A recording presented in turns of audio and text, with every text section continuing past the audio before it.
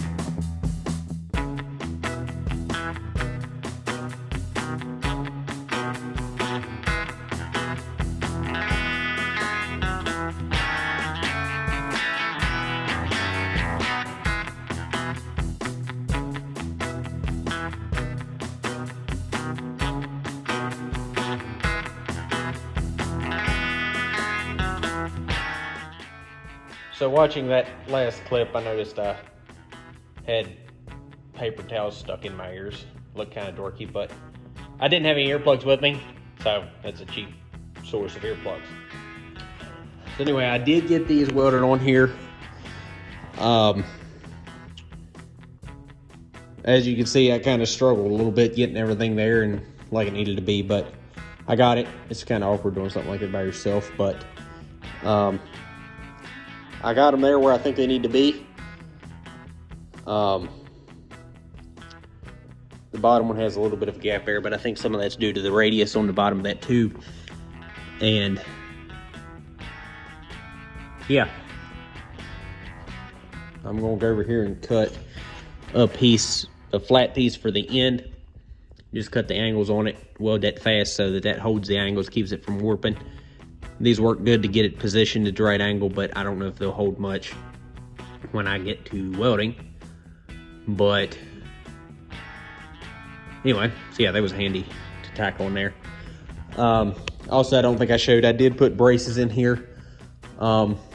This was something that was laying over in my shed, and I wasn't quite sure what to use to match to a round piece of pipe, but they work. I thought about maybe cutting here so that would bend around, weld it, but I don't know if that's really necessary. I mean, it's just something to keep it from bouncing and help support a little bit. But anyway, and looking at this reminds me, in the last video I said it was 3.5 inch quarter wall. I think it's actually just scheduled 43 inch pipe, I think. I'm not up on pipe very much, but anyway, so that's how this end looks by now. I'm gonna go over here and get these pieces cut, and yeah, get this thing tacked in there to hold it. I am also gonna put some flat pieces in here on the inside of wherever the skid loader hooks in, so that to support that, because that boom out there is gonna be a good bit of weight. So yeah, I'm gonna go over and get these pieces cut out.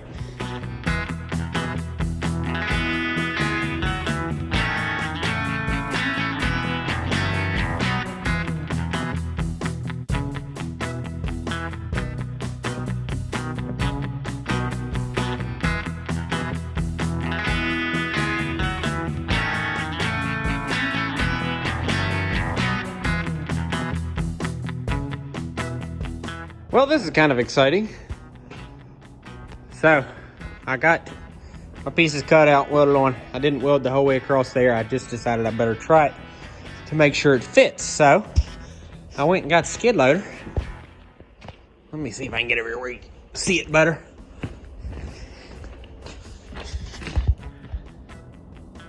Well, there you can kind of get an idea. So, it's going to reach on up in the tree pretty good, I think. I don't know if my measurements weren't, if the diagrams I found, they all said about 16 inches. I think my angles and everything are right. That all fits perfectly. But as you can see, it just barely catches there. So I may, just to make it a little tighter, sorry, let me get my light here so you can see it. I may weld a bar across here. I don't really know how much it needs. I don't know if it needs another 3/8 of an inch. Not sure. So I might just weld a strip along the back here to brace it. A lot of people do that anyway to just brace that hole. I didn't think I needed any extra rigidity there, but being as it's just barely caught, I may do that to give it a little extra.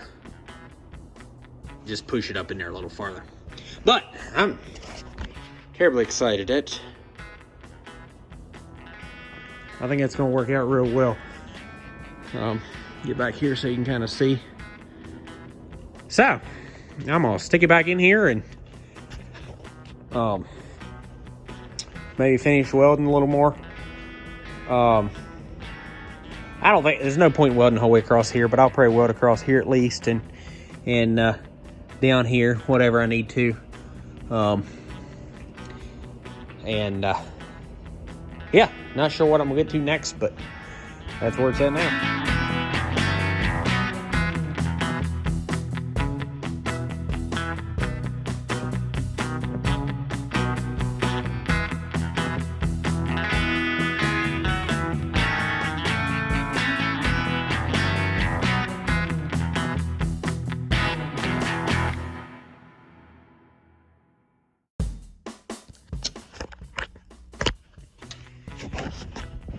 All right, I think that's about all the welding I'm going to do. I don't know if it's dumb or not, but I sometimes weld. I'll start, weld back, start, weld back. That way, rather than just one solid bead of heat. I don't know. I feel like it transfers the heat out a little better. Because I'm not going to be welding up underneath of it. So I didn't want to just weld the whole way along there and make it just peel that thing up. I don't know if it would have or not, but anyway. I did a little there in the middle.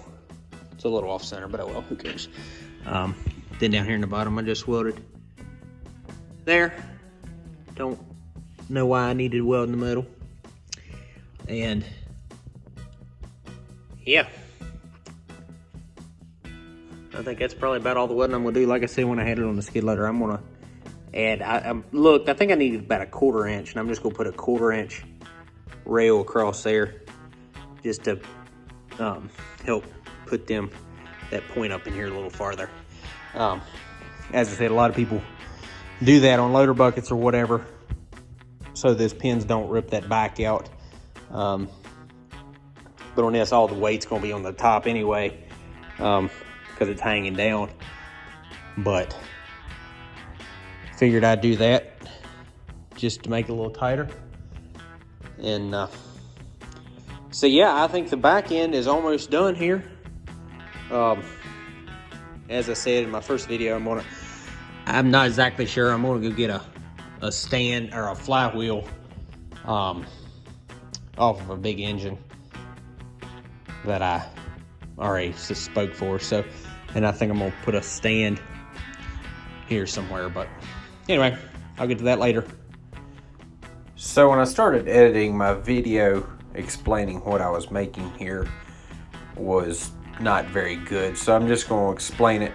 This is the hub for my blade, and what I'd done is took the hub off of the gearbox and just welded a little ring in the end of it, and now I'm cutting down the little piece that will fit inside the blade and pinch the blade just like a cutting wheel on a grinder or something like that.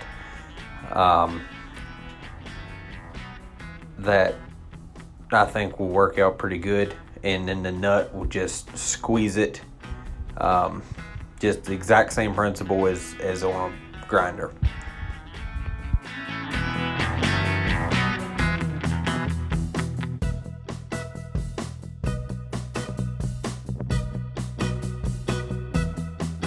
All right, well, as you can see here, there's something a little different than it was last time you saw it. So I didn't video most of what I did here because I just did it scattered times, and yeah, it would have been hard to video. But I made this coupler here on my lathe, and let me see if I can get this shaft back here. My lock collars are too tight.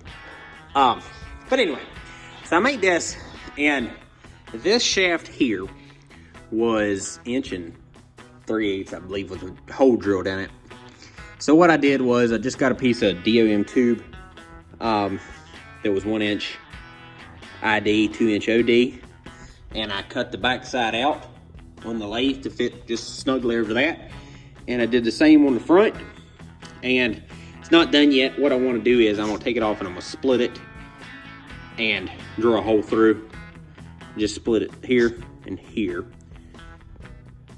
and drill a hole through both ends and just squeeze it. I know it ain't the best fix, but my shaft is 13 feet long. It would have been hard to get in there to cut a key here. Plus that shaft did not have a key in it.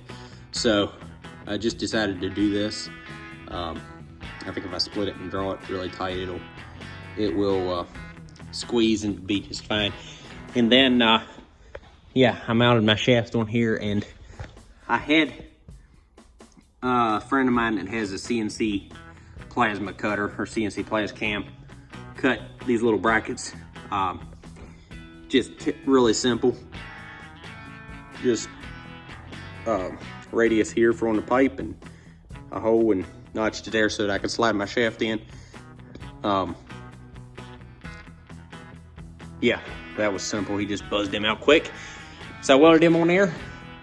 And this end of the shaft, I do have a key in it for my pulley. So, unless I realize I'm missing something, I think the main part of it is done. I need to put the drive on it with the motor and the flywheel and stuff. And if I do end up building the shield out here, guaranteed I'll test it before I get around to building a shield on it. But anyway, this is my hub for my blade. I showed in that time lapse there. So that slides on there like that, and I slide this thing back. I don't know if my blade will fit in there or not.